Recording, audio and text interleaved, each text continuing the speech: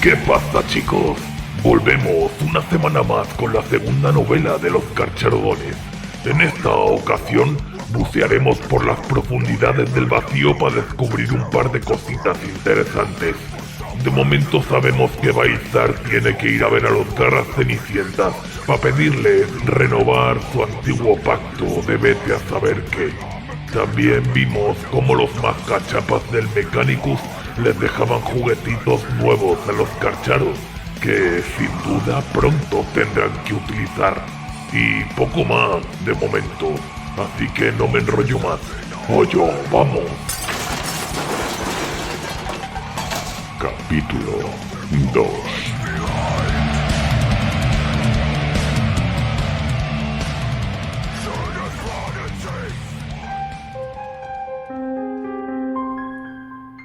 Rostros pálidos de ojos negros y dientes afilados se ciernen sobre ella. Juegan con su mente, con su cuerpo y su alma, destrozando y devorándola poco a poco como bestias salvajes de una oscuridad insondable. No puede gritar, no puede moverse, ni siquiera puede pensar.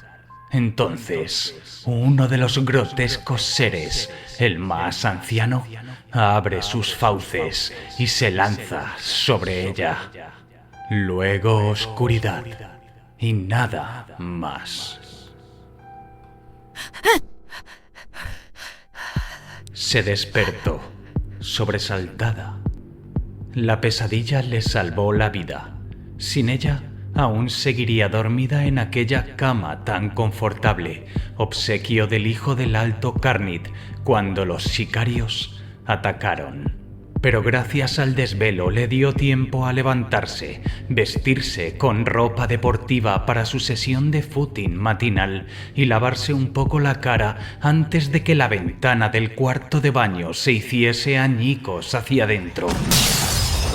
Corrió por su escopeta. El disparo del arma hizo que el ex guardia imperial que compartía cama con ella, Damar, saltara de entre las sábanas, arrojando al primer asesino por la ventana cuando intentó rebasar el bastidor de esta. Ella amartilló su pesada escopeta, modelo Vox Leggy, y apuntó al segundo hombre enmascarado justo cuando irrumpía por la puerta automática. Disparó. Una ráfaga de proyectiles pesados, emitidos por el fusil automático del atacante, arrancaron trozos del techo ornamentado cuando el hombre fue alcanzado por las poderosas postas de la escopeta. Su sangre salpicando la alfombra blanca de Vectornido bajo sus pies. ¡Arriba!, ordenó a Damar sin mirar atrás mientras recargaba otro cartucho. Algo se movió en la puerta. Volvió a disparar. Damar por fin localizó su pistola láser. Se vistió apresuradamente con su uniforme de combate al mismo tiempo que intentaba colocarse el auricular de Vox. ¿En serio?, preguntó ella, antes de que otra ráfaga de proyectiles atravesara la ventana y los obligara a cubrirse bajo el marco. Este nuevo tirador venía bien armado. Los proyectiles de gran calibre perforaban la pared exterior que daba a la calle, rociándolos de escombros y haciendo volar el relleno de plumas de la cama en una neblina blanca y sinuosa. ¡A Avatar! ¡Aquí Imperius! Gritó Damar a su micrófono Vox mientras otra andanada destrozaba el orbe de luz en la pared opuesta y acribillaba una valiosa representación paisajística de las colonias atavianas. ¡Estamos bajo ataque por el trono! ¡Múltiples tiradores! ¿Dónde diablos está Tibal? Cualquiera que fuese la respuesta, la compañera de Damar no la escuchó. Ya se movía, aprovechando los breves segundos entre ráfagas mientras el tirador se reorientaba. Salió corriendo por la puerta de su apartamento, ataviada con su uniforme deportivo y su fiable escopeta entre las manos, sorteando los cadáveres enmascarados de los dos atacantes que habían intentado entrar a la fuerza. Ante ella se extendía un largo y elegante pasillo flanqueado por apartamentos de invitados. Oyó portazos y cerraduras al pasar corriendo. Claramente, los demás residentes del complejo no tenían ganas de verse envueltos en un tiroteo matinal. Al final del pasillo, la salida de emergencia permanecía abierta. Sin duda, ese había sido el punto de entrada de los atacantes. Atravesó el umbral y bajó por la estrecha escalera metálica, sus pies desnudos caminando sobre el frío metal. Afuera, la noche se templaba, con los primeros indicios del amanecer ocultos por el zumbido de las luces callejeras y los letreros de neón. Corrió por el callejón bajo la salida de emergencia, esquivando volardos y bolsas de basura rezumantes. Cabeza gacha, corazón acelerado, su piel cubierta de sudor. El estallido sordo de un cañón automático rompió el silencio de las calles. El fogonazo reflejándose en las superficies plateadas de escaparates y tranvías inactivos. El cañón estaba instalado junto a una ventana del segundo piso, justo enfrente del complejo de invitados donde ella y su compañero se alojaban. Sería un milagro bendecido por el trono si a estas alturas Damar no estaba hecho un colador. La planta baja del nido del tirador era una pastelería. Su puerta principal estaba cerrada. Esperó el accionar de la siguiente ráfaga de proyectiles para camuflar un disparo de escopeta a quemarropa que voló la puerta de la pastelería. En el interior, la luz de la calle reveló un mostrador pulido de madera vieja y estanterías de cristal con delicados remolinos de confitería. Una puerta al fondo conducía a una sombría escalera interior, con la pintura de las paredes desconchadas y un lúgubre lumen amarillo parpadeante. Subió los escalones de 3 en 3, jadeando, mientras el sonido del cañón automático se disipaba. ¡Alto ahí! La voz la detuvo justo antes del segundo descansillo. Un hombre con uniforme de combate marrón y el mismo tipo de máscara de lana que los otros atacantes la miraba 2 escalones arriba, con un fusil automático en una mano. No le dio tiempo a salir de su estupor. Sin decir nada, ella incrustó el cañón de la escopeta en su estómago, doblándolo antes de que pudiera alzar el arma. Él gruñó. Una mano enguantada se extendió para agarrarla, pero resbaló sobre su camiseta holgada. Ella lo sujetó del cuello antes de que pudiera incorporarse y, con un grito, lo arrojó por el hueco de la escalera. El fusil automático se le escapó de las manos mientras caía, golpeándose violentamente contra las barandillas. No se detuvo a comprobar si seguía consciente al llegar al suelo. La entrada al segundo piso estaba abierta. No tardó en localizar la habitación desde donde disparaban.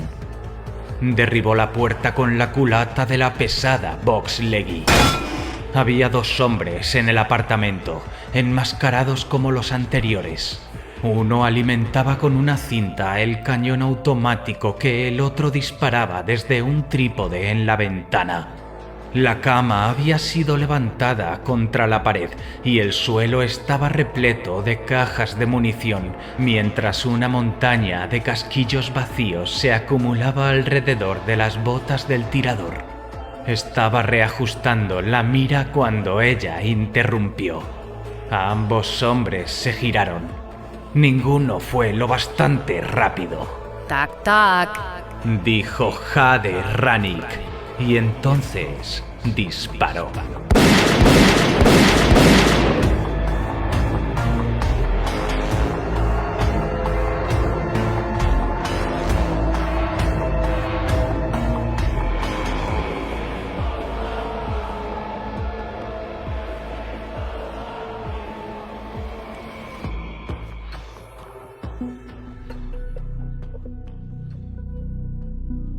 La comitiva del Inquisidor en Sogu se reunió en uno de los complejos seguros establecidos cuando llegaron por primera vez a Cora.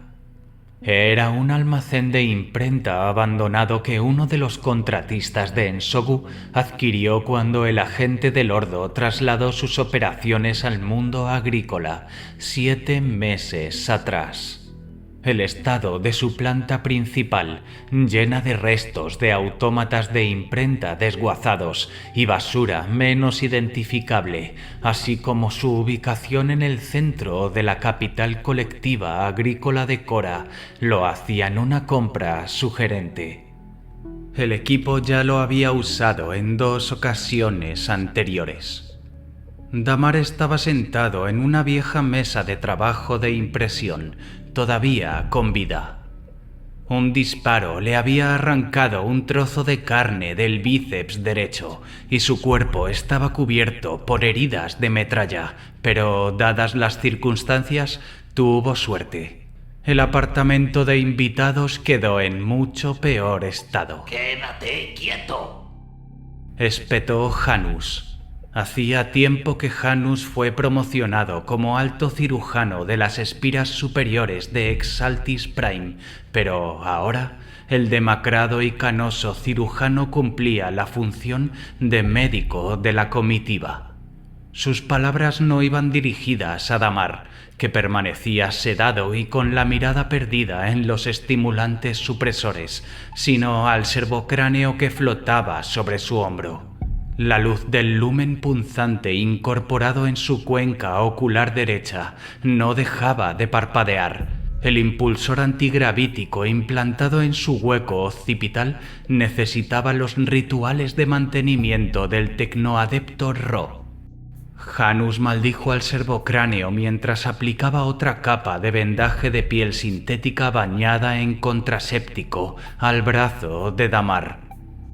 Estará fuera de juego al menos una semana, si el implante agarra, dijo Ensogu, observando el tratamiento desde el otro lado del almacén. El corpulento inquisidor vestía su habitual gabardina negra desgastada y los pantalones de la armada imperial que solía usar, con la dorada roseta inquisitorial brillando en su pecho. Rannick estaba con él, vestida con ropa de combate y una camiseta sin mangas blanca, fumando un cigarro de Lo. Ella se encogió de hombros. Tuvo suerte de que no lo volaran en trozos más grandes. Tibalt fue lento. Se oyó un grito desde el sótano, amortiguado y brutalmente interrumpido. Nadie en el almacén abandonado reaccionó. Ensogu gruñó ante el comentario de Rannick. No era la primera vez que Rannick se quejaba de que el cruzado guardián del grupo se estaba volviendo demasiado lento. No estamos en posición de reorganizar el equipo ahora, dijo el inquisidor. Especialmente cuando parece que una guerra va a estallar en cualquier momento. Sabes tan bien como yo que pronto necesitaremos a cada agente del trono de este colectivo. Son los demás los que me preocupan, dijo Rannick, tirando la colilla de su Lo al sucio suelo y aplastándola con una bota. ¿Qué pasaría si Damar y yo cayésemos? Perderías la mitad de la potencia de ataque de la comitiva. Las probabilidades de perder a ambos disminuirían si no compartiesen la misma cama, respondió Ensogu. Rannick apartó la mirada, maldiciendo en silencio el rubor que ardía en su rostro. Ensogu no dijo nada más. Tenía poder para ordenar que la ex-arbites y el ex-guardia dejaran su relación cuando le placiera. Rannick sabía que el motivo de que aún no lo hubiese hecho era por el aprecio que le tenía. Desde que se unió a su comitiva, hacía ya una década, había demostrado su utilidad en múltiples ocasiones. Damar también aportaba lo suyo. Juntos ayudaban a mantener el nivel de seguridad y la preparación de combate del equipo del Inquisidor en óptimas condiciones. Háblame más de los atacantes, dijo Ensobu. Aficionados. Dijo Rannick, intentando disimular lo mucho que agradecía el cambio de tema. Muy aficionados.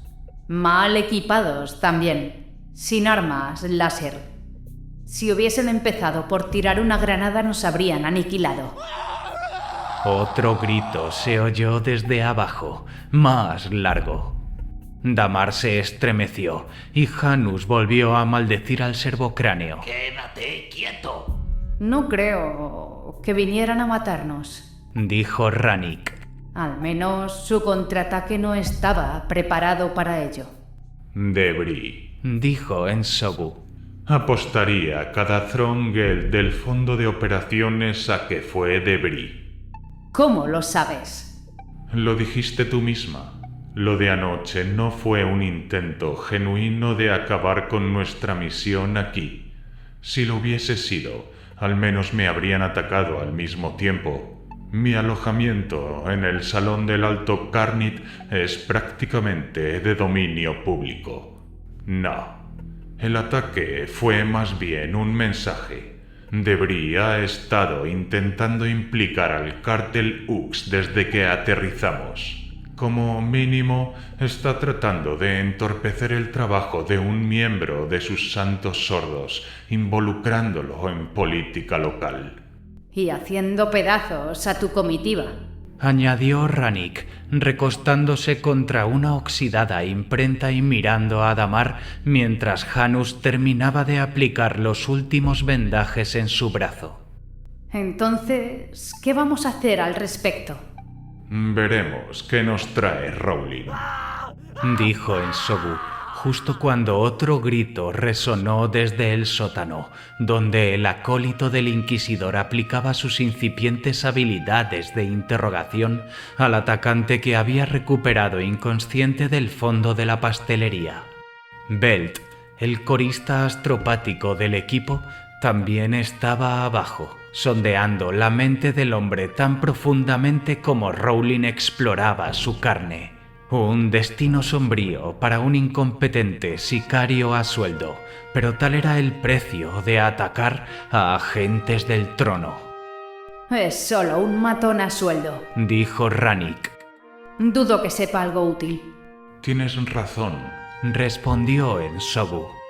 pero hay otros factores que podemos observar. Si Debris está detrás, ya sabrá que el ataque falló. Esperará a que lo informemos y entonces culpará inmediatamente al cártel. Eso es cierto. Pero deja de esquivar mi pregunta. ¿Qué vamos a hacer al respecto? Ensobu sonrió y negó con la cabeza. Como antigua arbite, ¿tú qué crees? ¿Vas a autorizar una redada de asalto? Dijo Rannick, devolviéndole la sonrisa. Odias las redadas de asalto. Así es. Tan directas, tan visibles, tan potencialmente sangrientas. Y aún así, no hay mejor manera de llegar al fondo del problema. Por esta vez, así es. Admitió Ensobu. Vamos a atacar a Debris, devolverle el golpe por esto. Dentro de 2 ciclos, hora local, probablemente sin Damar. ¿Crees que puedes hacerlo? Siempre. Respondió Rannick. ¿Solo equipo de ataque básico o sacamos todo el arsenal? Todo. Dijo Ensobu. Quiero sacar a Debris del tablero. Era una distracción. Ahora es un riesgo. En el peor de los casos, es un peón de fuerzas más oscuras que actúan en este colectivo. No podemos permitir que eso continúe. Voy a sacar la armadura de placas. Dijo Rannick, sonriendo. Por fin.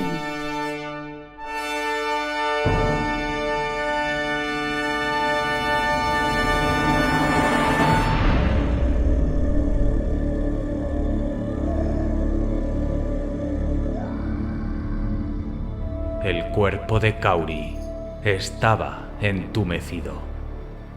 El agua que lo rodeaba estaba helada. Había estado arrodillado en ella desde el inicio del ciclo nocturno de la mandíbula blanca, sintiendo el lento pulso del motor disforme de la nave latiendo a través de las planchas sumergidas del suelo. La cámara que lo rodeaba, la bahía del silencio, era en parte metálica, en parte de basalto dentado de importación y, actualmente, todo estaba recubierto de hielo. La temperatura variaba según la cantidad de energía que se dirigiera a los propulsores de plasma o el consumo de energía en el puente y las cubiertas del Enginarium. Esto generaba ciclos de deshielo que acumulaban agua en el punto más bajo de la cámara, junto a los desagües alrededor del pedestal de piedra que se alzaba en el centro. Durante las horas más oscuras, el hielo se extendía. El pedestal había sido el foco de la atención de Kauri desde que entró en la cámara, concretamente a los seres que lo ocupaban. Eran tres gigantes de plastiacero y ceramita que se alzaban a más de 3 metros sobre el basalto al que estaban encadenados. Sus corazas eran grises y negras, reflejo de las armaduras de poder usadas por sus hermanos del vacío. Sus yelmos, hundidos en sus anchos hombros, miraban fijamente por encima del agua que lamía su base. La escarcha brillaba sobre grandes puños de combate cubiertos de hielo y sistemas de armas desacoplados. Eran los grandes, los ancestros errantes. El trío de Dreadnought Contemptor de la tercera compañía, y allí estaban, congelados en su prolongado letargo en las profundidades de la mandíbula blanca, inactivos durante más años de los que Kauri llevaba como miembro del capítulo. Su cámara era un punto de concentración para aquellos miembros de la compañía que buscaban un silencio interior digno del vacío que veneraban. Era un lugar sagrado, solo superado por el Devotarium de la Mandíbula Blanca, administrado por el capellán Nicora. Sin embargo, Kauri lo prefería al dominio de Nicora. Su estatus como Lexicanum, miembro novato del Librarius del capítulo, lo situaba fuera de las jerarquías normales de las compañías de combate. No se le prohibía el acceso a los lugares de culto regulares de sus hermanos, pero tampoco se le daba la bienvenida, al menos no hasta que se ganara su lugar como psíquico estable de combate y miembro de los estremecidos. Así que Kauri pasaba su tiempo en la compañía silenciosa y helada de los ancestros.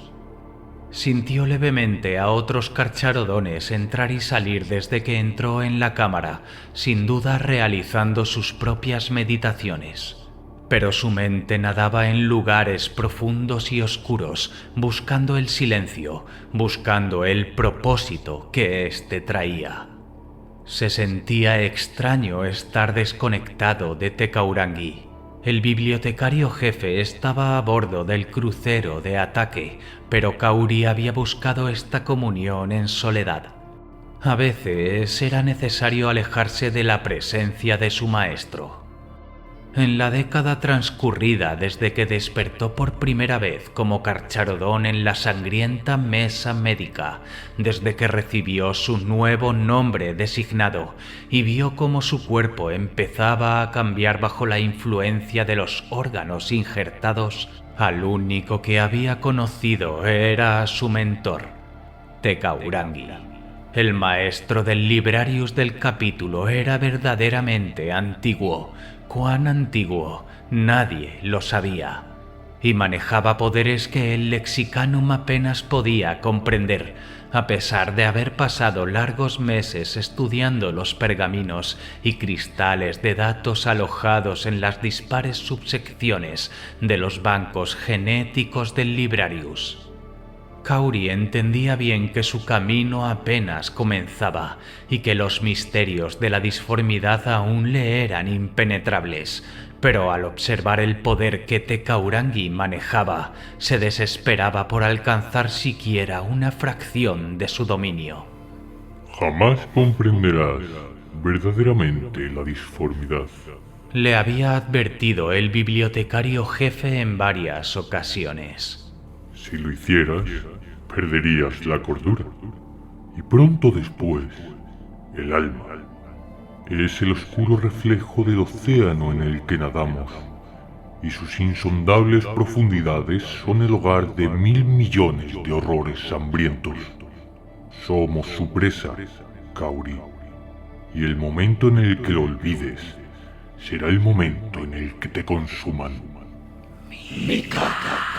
Se movió, cerrando y abriendo las manos y los dedos de los pies, tratando de recuperar algo de sensibilidad.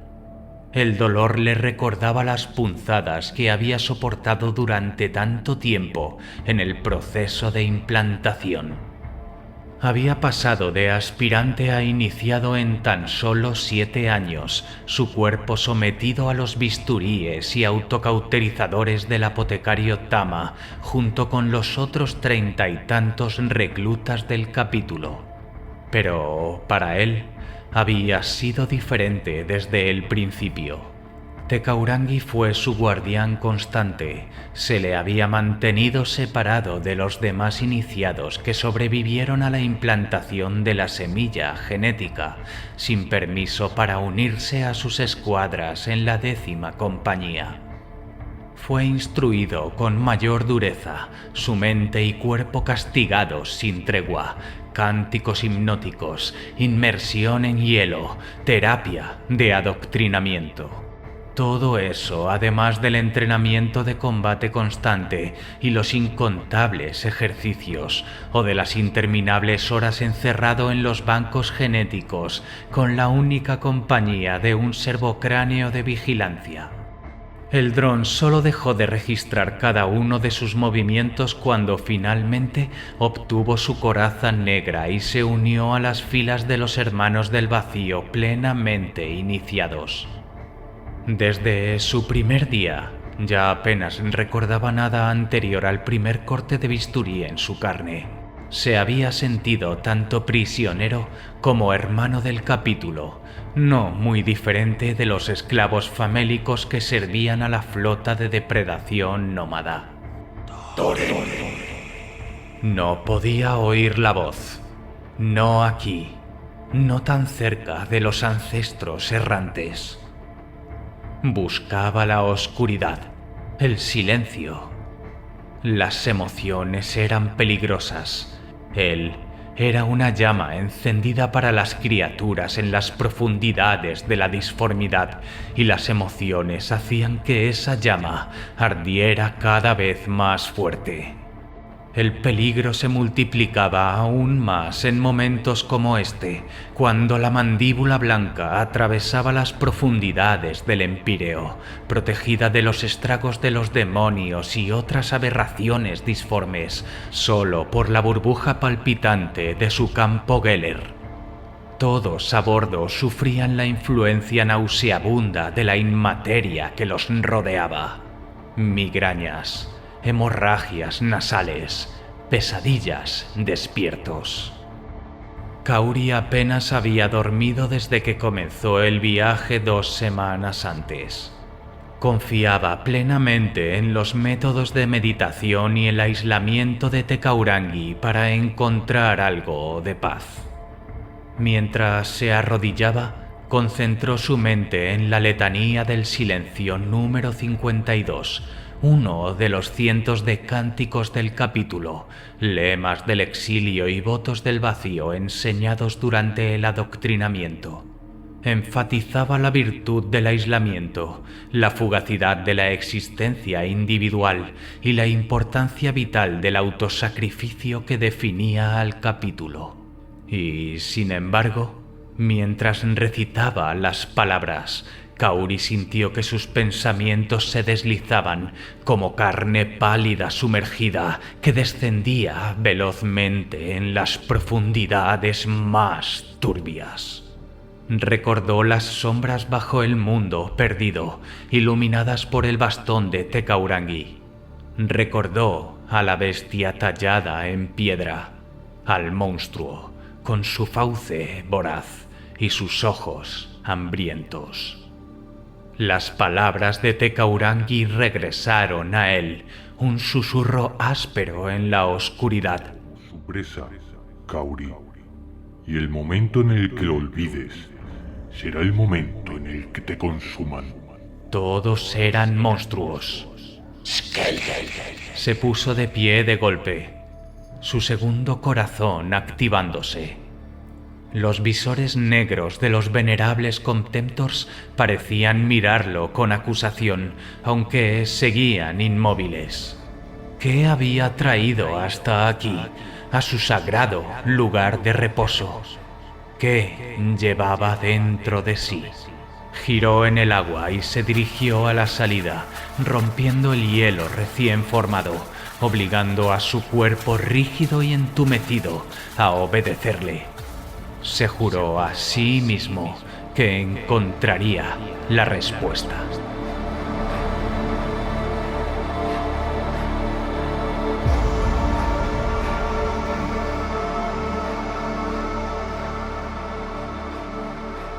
Uno de los relicarios estaba fuera de su lugar, retirado de su nicho y llevado al centro del suelo empedrado de la cámara. Era una armadura de exterminador, blanca y gris, tachonada con esferas de unión de latón monomolecular. El yelmo ostentaba una siniestra cresta de ceramita que recorría la franja de enlace Vox, mientras que la visera estaba grabada con una fauce blanca y dentada, y sobre la sien izquierda el símbolo entrelazado del tiburón y la guadaña de la tercera compañía. La coraza llevaba en relieve la calavera y los rayos de la guerra de pacificación de Terra, la misma distinción de honor ancestral que lucían todas las armaduras de los capitanes de compañía, incluida la imponente armadura de exterminador de la mismísima Estela Roja. La hombrera derecha de la armadura también portaba el sigilo del capítulo, la media luna blanca y depredadora del gran Carcharodón, señor del vacío, derramador de sangre y portador de una matanza rápida e implacable. En otro tiempo, esta armadura de combate reposaría en el arsenal principal de la nave, junto al resto del equipo de la compañía. Sin embargo, el capellán Nicora consideró recientemente que las hazañas de quienes la habían vestido merecían que ocupara un lugar junto a los objetos sagrados marcados por la batalla que decoraban su capilla. Su actual portador, Bailsar, había aceptado el honor con agrado. El capitán se hallaba sentado con las piernas cruzadas frente a la venerable armadura, su cuerpo pálido y tatuado, cubierto por las túnicas grises que vestían los hermanos del vacío cuando no se encontraban equipados para el combate. En la mano sostenía un estilete de cauterización, cuya punta al rojo vivo humeaba suavemente mientras la aplicaba pulgada a pulgada sobre la brillante superficie de la greba derecha del traje. La herramienta dejaba tras de sí cicatrices blancas, un patrón que el segador Prime iba entretejiendo lentamente en el diseño fluido de una nueva marca de exilio. Tales adornos intrincados ya recorrían los brazales, guanteletes y otras secciones de las grebas. Era la primera vez en 5 años que Sar añadía una nueva. Varias pulgadas de líneas onduladas que se sumaban al patrón oceánico que ya decoraba la plancha gris. Se recostó levemente, dejando que la ceramita marcada por el calor se enfriara.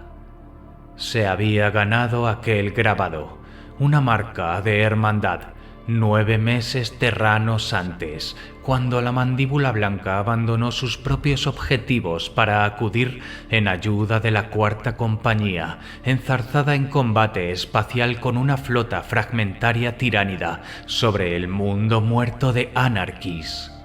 La Cuarta fue salvada de la aniquilación y su capitán, Nakara, recomendó personalmente a Sar para la distinción de honor. El Segador Prime había añadido más diseños a aquella armadura marcada por la guerra en la última década que su portador anterior, el Capitán Nakia, en casi un siglo. El capítulo se hallaba envuelto en una guerra como no había conocido en cientos de años. Una flota colmena tiránida, vasta e insaciable, ascendía desde debajo del plano galáctico hacia sectores considerados lejos del frente de las guerras constantes de la humanidad. Los Carcharodon Astra, con su flota de depredación nómada exiliada más allá de los límites del Imperio, detectaron la amenaza antes que el resto de la humanidad. Desde entonces habían sido desplegados contra los Xenos, enfrentándose a numerosas flotas escindidas alrededor de asteroides solitarios y sistemas abandonados en lo más profundo de los márgenes imperiales. Hasta ahora, la línea resistía, pero a un precio terrible. El capítulo, que siempre había luchado por mantener sus números y su equipo en la oscuridad exterior, enfrentaba la extinción. La responsabilidad de detener su decadencia recaía en Bail Sar.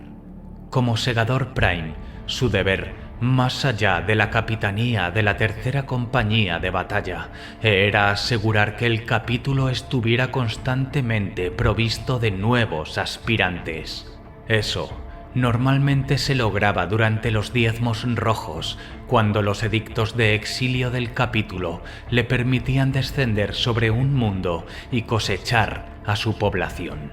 La gran mayoría de los capturados pasaban a convertirse en esclavos y siervos obreros de la gran flota del capítulo, proporcionando los medios para los cuales los Carcharodon Astra podían seguir funcionando en el exilio.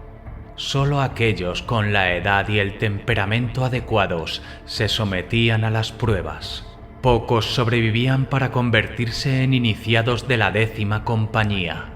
El grado de desgaste durante el proceso de inducción era incluso más alto que en la mayoría de los capítulos de marines espaciales, pero era el legado inevitable de la naturaleza única de los Carcharodon. Sar había llevado a cabo 2 diezmos rojos desde que heredó su cargo de Akia, el primero en circunstancias particularmente desesperadas, cuando el mundo elegido para la cosecha fue atacado por marines espaciales del caos de los amos de la noche. Sin embargo, los diezmos no eran el único medio de reclutamiento. En tiempos de desesperación recurrían a otra hermandad, una que, al igual que los Carcharodones, había elegido el camino del exilio: los Garras Cenicientas. Durante la oscuridad de la herejía, no todas las legiones de Astartes se alinearon con el emperador o con el traidor Horus. Los Garras Cenicientas, antiguos miembros del 18º capítulo de la Guardia del Cuervo, se desesperaron ante el caos que envolvía la galaxia y ante el disgusto de su propio primarca por sus prácticas esclavistas. Se volvieron contra el Imperio y contra las hordas del caos, desatando una carnicería sobre los amos de la noche y su mundo natal, Nostramo. Después desaparecieron, alejándose tanto del espacio imperial como de los registros que sobrevivieron a la masacre de la herejía. Actualmente, muy pocos entre los vivos sabían de su existencia, y mucho menos del mundo en el que moraban. Los Carcharodon Astra estaban entre esos pocos. Un ruido perturbó la quietud perfecta, el inconfundible paso de ceramita pesada sobre la fría piedra.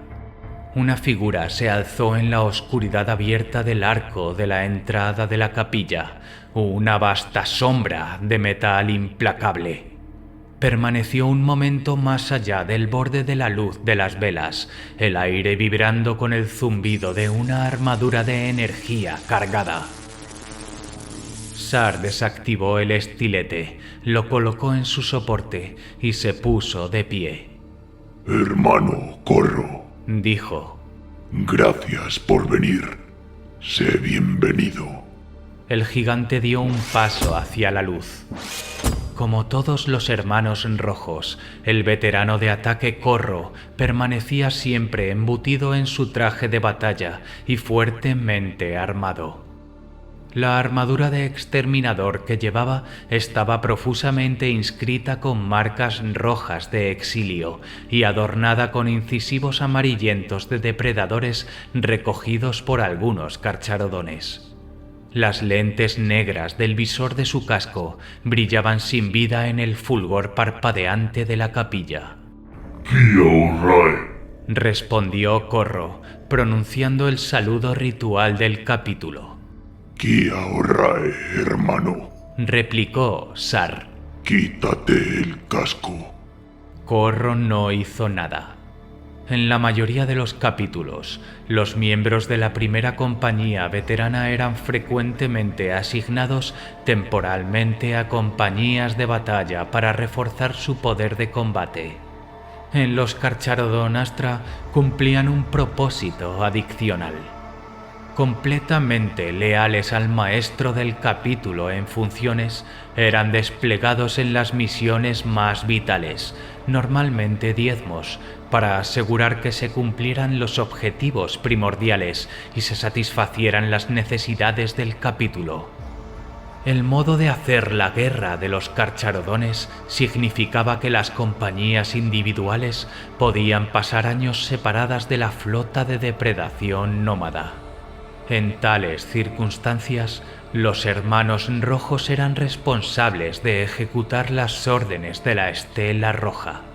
Sin embargo, los hermanos rojos también estaban bajo el mando del capitán al que se les asignaba y estaban obligados a seguir sus órdenes, siempre que no contradijeran directamente la misión encomendada por el capítulo. Sar esperó. Finalmente, Corro alzó la mano y desenganchó las abrazaderas del sello del gorjal de su casco. Los rasgos revelados no diferían mucho de los de Sar, pálidos como la muerte, de ojos negros, angulosos, casi demacrados. Sin embargo, a diferencia de Sar, Corro había optado por reemplazar sus dientes por incisivos metálicos, cada uno limado en forma de sierra. Brillaron cuando el exterminador habló. ¿Cómo es, Segador Prime? Sar inclinó ligeramente la cabeza. La primera prueba había sido superada. Nunca hemos servido juntos al capítulo, ¿verdad, hermano? Preguntó Sar. Luché bajo el mando del líder de ataque Thor, cuando Aki aún era capitán de la tercera, en Ulixis. Una campaña digna. Reconoció el segador. Yo acababa de entrar al escuadrón de mando de Akia. Hicimos sufrir a los traidores en ese mundo. Dijo Corro, con un leve matiz de satisfacción en la voz. No hubo supervivientes. Eres el tercer líder de ataque de la primera compañía, asignado a mí en 3 operaciones prioritarias distintas. Dijo Sar. En tu opinión, ¿por qué crees que es así? Porque el líder de ataque, Kaju, está muerto. Respondió Corro, con sus dientes metálicos chasqueando cada vez que hablaba. Y el líder de ataque, Zatari, ha sido asignado a la 4ª compañía para su ataque contra los Xenos que avanzan sobre Blacksor. Zatari fue reasignado de esta compañía antes de que saliéramos del mundo perdido. dijo Sar. Pudo haberse quedado con nosotros. En cambio, tú estás aquí y él no. Esta misión es de importancia primordial, y he servido como líder de ataque más tiempo que Zatari, dijo Corro, optando claramente por un enfoque directo. Tus desacuerdos con Zatari durante el último Diezmo Rojo son bien conocidos, al igual que tus dificultades con Kahu en Zartak. Ambos intentaron subvertir mi autoridad en favor de medidas más agresivas, dijo Sar. Eso le costó la vida a Kahu.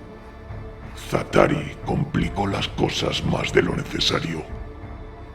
Corro no dijo nada. Su mirada negra no se apartaba de Sar. El capitán continuó. El escuadrón bajo tu mando tiene el doble del número habitual asignado a operaciones a nivel de compañía. Estamos aquí para asegurar tu protección, Segador Prime. Ya tengo más de 70 hermanos del vacío para eso, Corro. Esta no es una misión de combate y el capítulo seguramente no puede permitirse prescindir de una 1/10 parte de su primera compañía para una incursión diplomática. ¿Qué propósito tiene esta reunión, Segador Prime? Sar sonrió. A pesar de su estoicismo, Corro se vio claramente sorprendido. Te estoy probando, líder de ataque, dijo Sar. No has estado antes en Atargatis, ¿verdad? No. Yo sí. Hace 30 años, bajo el mando de Akia. Es un lugar peligroso. Los garras cenicientas no nos tratarán con el respeto que merecemos. Su maestro, Nehatnev, no solo intentará provocarme a mí, también lo hará contigo. Intentará sembrar la discordia, dividirnos, hacernos actuar impulsivamente para debilitar nuestra posición en las negociaciones. Corro inclinó ligeramente la cabeza. Son renegados, Segador. No tienen honor. El honor es algo muerto, dijo Sar, citando la doctrina de los Carcharodones. No deben ser dignos de nuestra confianza. No deben tener éxito al provocar nuestra agresión. Los hermanos rojos han estado cerca de comprometer mis misiones en el pasado. No permitiré que eso vuelva a ocurrir, Corro. Ambos estamos aquí por el bien del capítulo, dijo Corro. Cumple con tu deber, Segador Prime, para que yo no tenga que hacerlo. Así no habrá peligro de interferencias indebidas. Me alegra oír eso. Creo que nos entenderemos bien. El exterminador se marchó. Sar activó su estilete y lo aplicó de nuevo a su armadura, dejando que el lento trazo de las nuevas líneas blancas apaciguara sus pensamientos. Una década atrás, cuando asumió por primera vez el mando de la compañía, confrontar a un líder de ataque de la primera de esa manera habría sido una acción de último recurso. Eran los ejecutores de la Estela Roja y su actitud era, con frecuencia, directa e inflexible. Sar, sin embargo, había aprendido mucho en los últimos 10 años. La tercera compañía era suya y sus éxitos y fracasos recaían únicamente sobre sus hombros. Los hermanos rojos no dictarían su estrategia. Cuando terminó la escarificación de la armadura, se detuvo un instante, sus ojos negros contemplando su obra.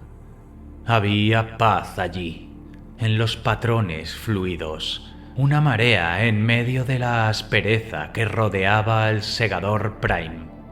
La reconoció solo por un segundo antes de levantarse y convocar a los siervos artesanos para que devolvieran la armadura a su lugar de honor.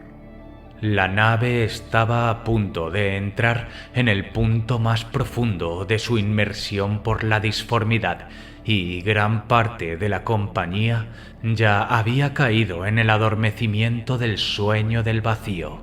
El criosueño llamaba a Sar. Una última pincelada de paz antes de que las olas golpearan con truenos y furia. No tenía sentido negar la llegada de esa marea salvaje. Había sido creado para eso.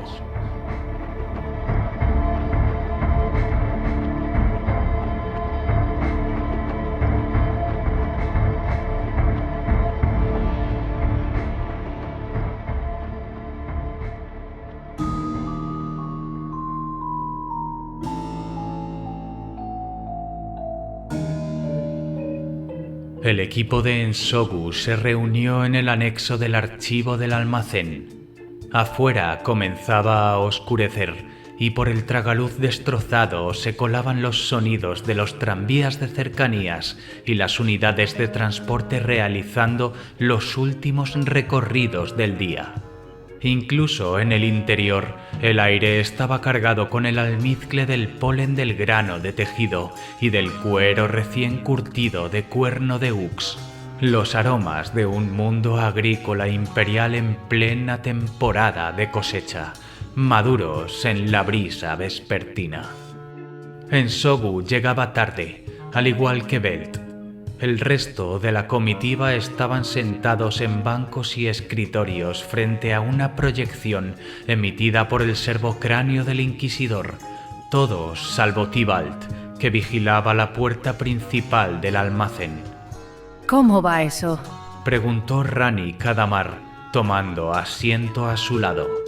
El exguardia imperial miró con desánimo su brazo vendado. He tenido heridas peores. Al menos es un cambio notable a hurgar entre silo y silo de desecho de grano, dijo Rannick. Ya pensaba que nunca volvería a accionar el cerrojo de esa escopeta. Damar no dijo nada. Había estado taciturno desde el tiroteo. Era su reacción habitual cuando Rannick le salvaba la vida. Decía que era por una cuestión de rivalidad entre el Adeptus Arbites y la Guardia Imperial, pero Rannick sospechaba que simplemente no se había acostumbrado a una que otra persona, en especial una mujer de 30 años, lo rescatara. Lo dejó rumiando y fue a hablar con Ro.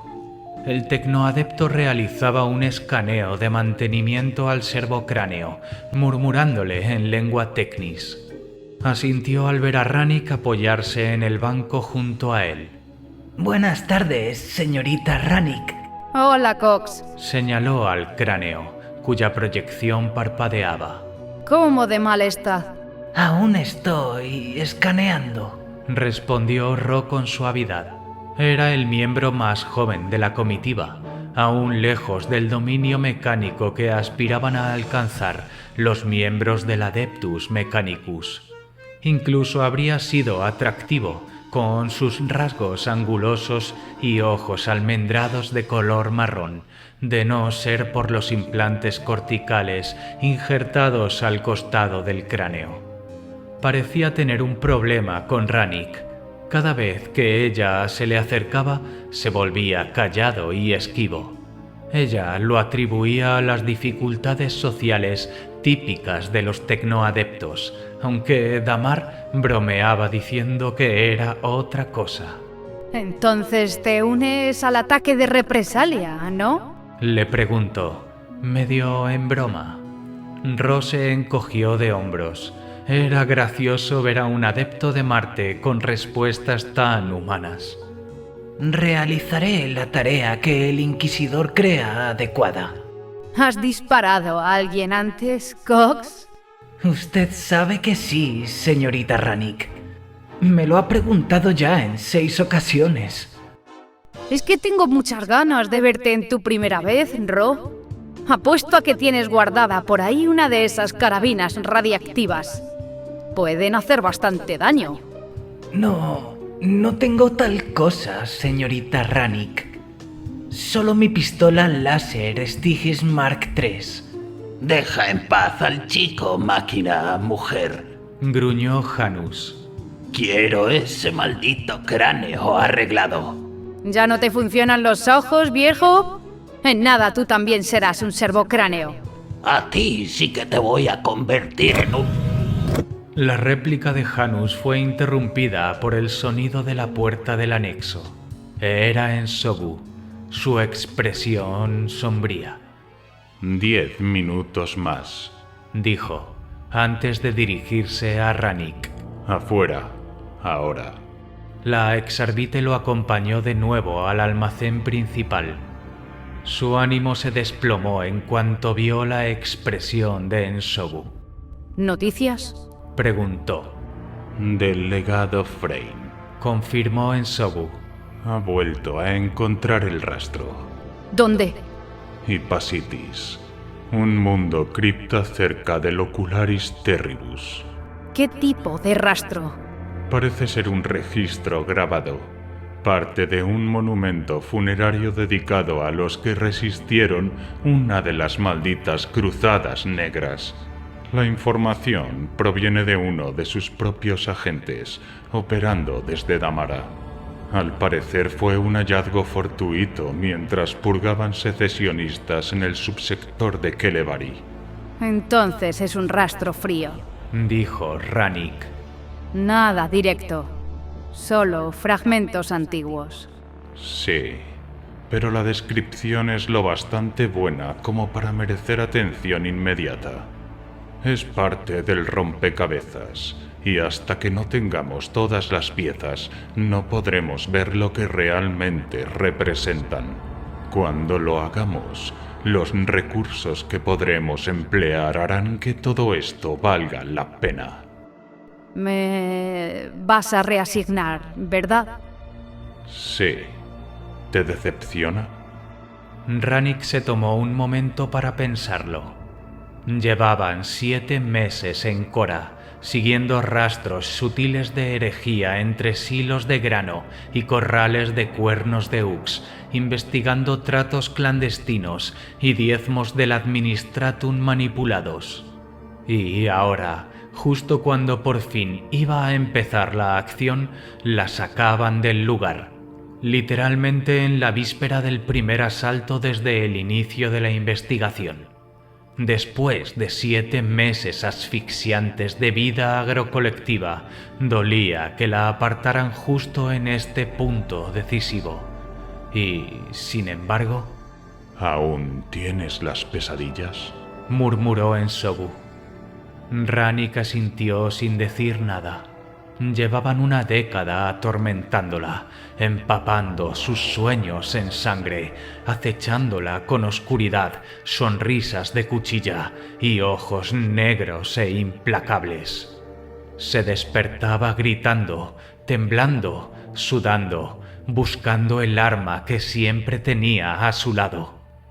A veces los horrores persistían más allá del sueño y creía ver un espectro pálido de pie en la esquina de su habitáculo, inmóvil, observándola, listo para desatar un frenesí de matanza en cualquier momento.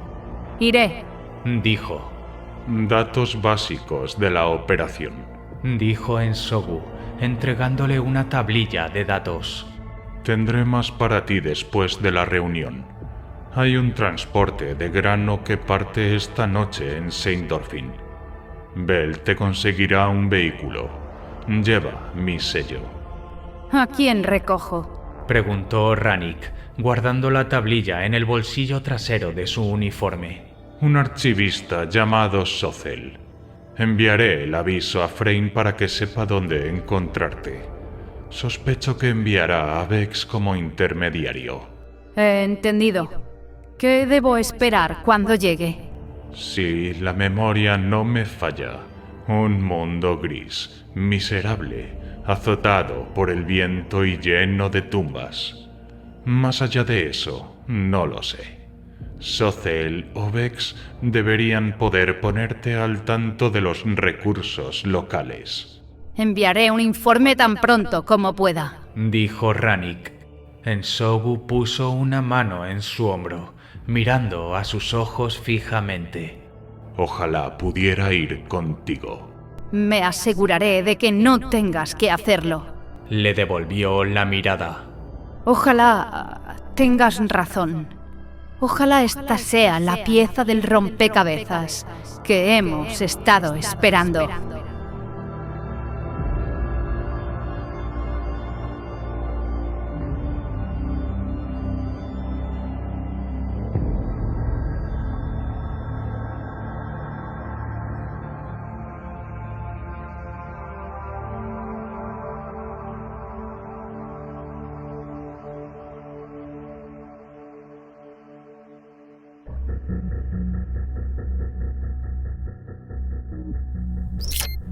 Registro de box final del carguero imperial de Diezmo Viento Solar.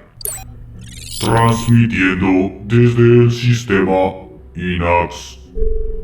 Verificación de fecha 6.093.755.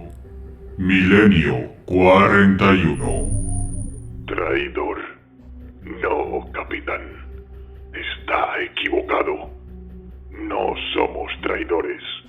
Solo he tenido una lealtad en mi vida hacia los hermanos que ve delante de usted, los que han tomado su puente de mando y que en breve lo relevarán de la carga que transporta.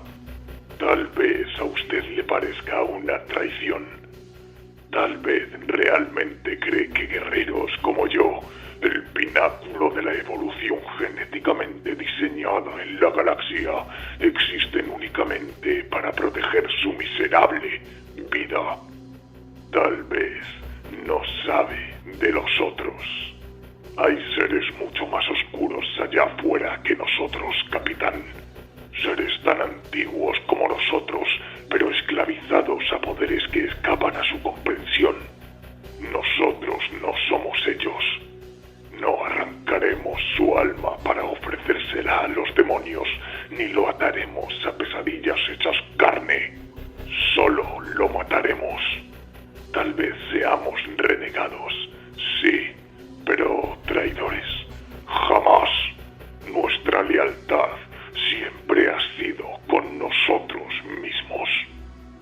Soy un Garra Cenicienta y pertenezco a los Garras Cenicientas, al igual que su nave, su carga y toda su tripulación. Fin de la transmisión, registrado por el puesto de escucha del vacío profundo Gamma 168. 5.939.795.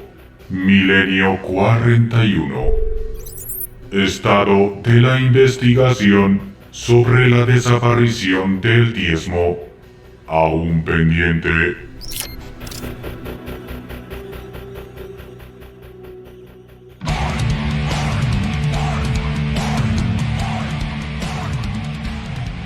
Y así están las cosas. Hoy hemos visto cómo la Umi esa a la que los carcharodones dejaron para el arrastre se ha tomado las cosas en serio y ha llegado a convertirse en miembro del séquito del Inquisidor, el Ensogu ese, que si os acordáis era el tipejo que salía al final de los capítulos en la novela anterior y que al final encontró a Rannick medio muerta en Sartak y se la quedó para él. Luego hemos visto cómo Kauri, el niño estrambótico, aún parece que tiene algo metido en el coco, pero no sabe ni lo que es. Creo que se llamaba Bargul o algo así. ¿Hay un fragmento del demonio aún dentro de él? ¿O es otra cosa? Tendrás que seguir escuchando para averiguarlo. Y por último, el Baizar le ha dejado clarito al líder de los hermanos rojos, el Corro, que o le hace caso o terminará como los anteriores. Y ya sabemos lo que le pasó a Kahu. Y bueno, eso ha sido todo por hoy, chicos. Seguid tan verdes y nunca olvidéis llevar un montón de DACA a vuestras negociaciones. Cuanto más mejor. Nos vemos en la próxima, chicos.